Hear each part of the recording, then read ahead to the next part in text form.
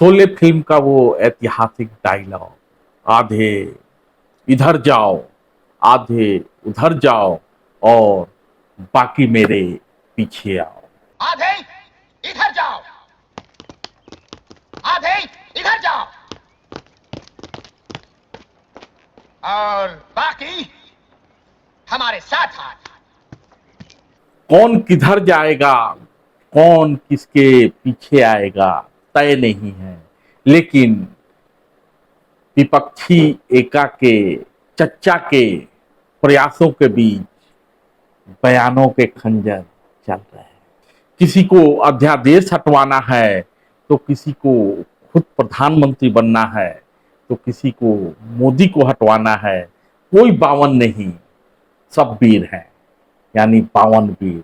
इस बीच पटनवा में विपक्षी नेताओं का आना जाना शुरू हो गया है और उधर अपने आई एम एन आर्टिस्ट कहने वाले दिल्ली के मुख्यमंत्री यानी केजूभाई संकेत दे चुके हैं, अध्यादेश पर साथ आओ नहीं तो रखो अपने विपक्षी एकता का नारा अपने पिछवाड़े।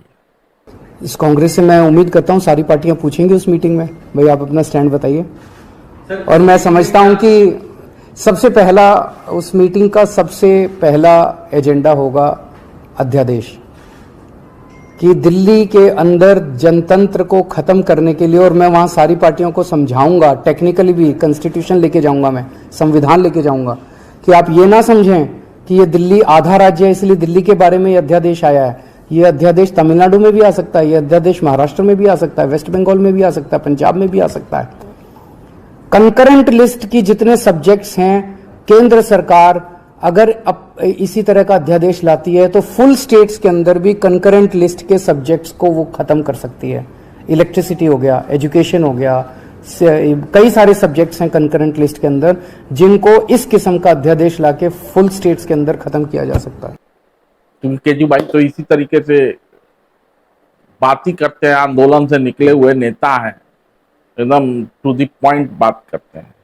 बस इन नेताओं के बयानों के बानगी के बीच ही इनकी महत्वाकांक्षाओं और आरोप प्रत्यारोप को समझा जा सकता है। एनडीए के मुकाबले मैंने कहा पीडीए, और मैंने कहा पिछड़े दलित अल्पसंख्यक मुसलमान भाई, क्योंकि सबसे ज्यादा भेदभाव इनके साथ हो रहा है। मैंने किसी को एक्सक्लूड नहीं किया है, सबको शामिल करते हुए कहा, और कहा कि 80 हराओ भाजपा हटाओ, क्योंकि उत्तर प्रदेश में 2014 से ही जीत रहे हैं, तो 24 में इनका जाना तय है। मुझे उम्मीद है और उत्तर प्रदेश की जनता पर, देश की जनता पर, और खासकर उत्तर प्रदेश जहां से 2014 में भारतीय जनता पार्टी आई थी, इस बार 2024 में यहां से भारतीय जनता पार्टी जाएगी। और इसलिए भी मैं कह सकता हूं कि जितने भी वादे किए थे भारतीय जनता पार्टी ने, आज पूरे नहीं हैं। जनता ने बहुत समर्थन किया। दिल्ली में सरकार उनकी 10 साल पूरे कर रही है, यूपी में सरकार उन्हें दोबारा मौका मिल गया है, लेकिन काम कहां जमीन पर हुआ? वही किसान की आय दोगुनी नहीं हुई, किसान को एमएसपी नहीं मिली, और जो भी फसल किसान पैदा कर रहा है आज उसकी एमएसपी नहीं मिल रही है। गेहूं बाजार भाव में इसलिए ज्यादा चला गया क्योंकि प्राइवेट कंपनियों ने सब खरीद लिया, सरकार के खरीद केंद्रों पे कोई गेहूं नहीं आया। धान में किसान लूटा गया, बर्बाद हो गया। आलू किसान का नहीं खरीदा गया। अभी सनफ्लावर है, उसका एमएसपी को लेकर के कई किसान आंदोलन किए, कई प्रदेशों में आंदोलन पर आ गए, लेकिन यूपी में तो नहीं मिल रहा है एमएसपी पर।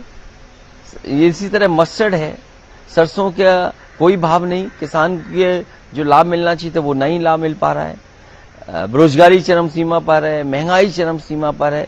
ये तमाम वो सवाल हैं जिनके जवाब भारतीय जनता पार्टी को देने पड़ेंगे। चुनाव करीब है, कुछ महीने बाकी चुनाव के हैं।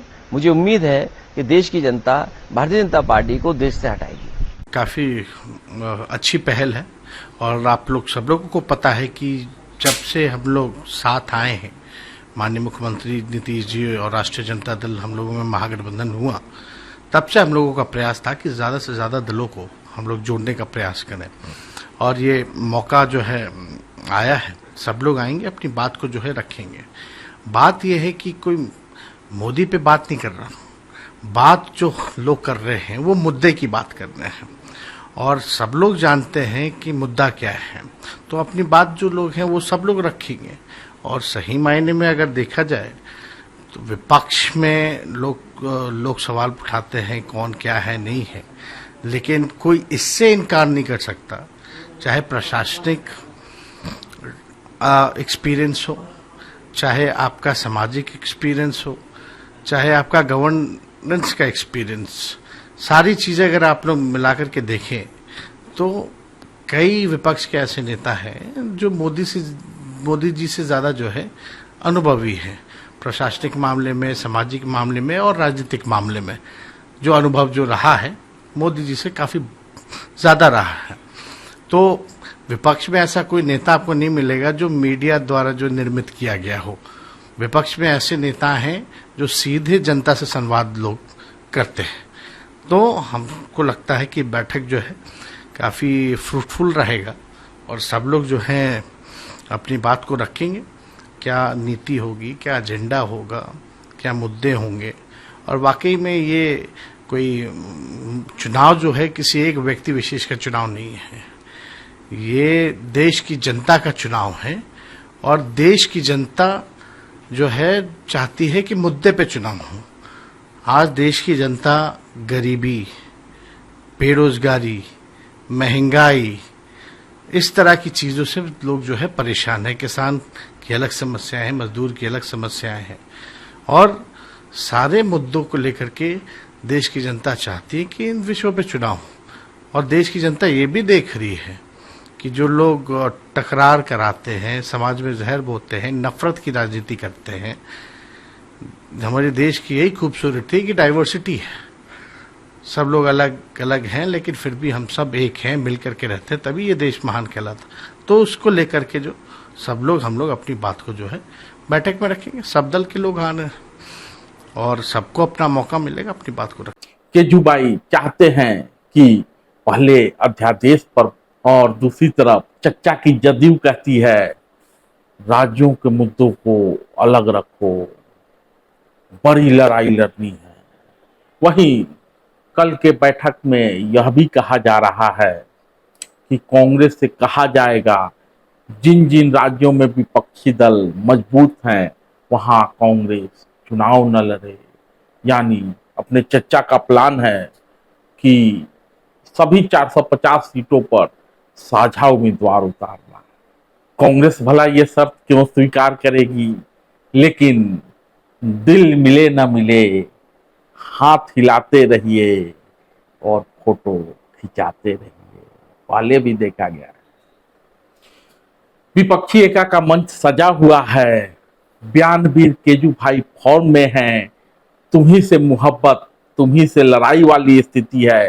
कांग्रेस का साथ भी चाहते हैं और कांग्रेस के मुख्यमंत्री को नीच भी बताते हैं। मैंने कल की बैठक में एका कम बेटुओ मीट भतरो मीट जैसी स्थिति ज्यादा दिखेगी। ममता लालू जी के यहाँ घूम आई हैं, और भी नेता एक दूसरे से मिलेंगे, बोलेंगे, बतियाएंगे और बैठक में साथ दिखेंगे।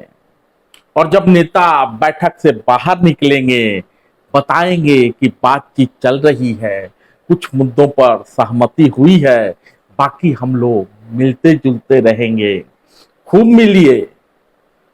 मिलिए, लेकिन ये तो बताइए कि भानुमति का कुंबा बना देश को क्या हासिल होगा। इन झांसा गुरुओं के मंच से दूर विश्व गुरु विदेशी धरती पर करतब दिखा रहे हैं, मोदी के नारे लग रहे हैं। इधर देश में मोदी हटाओ को लेकर संग्राम है। धन्यवाद।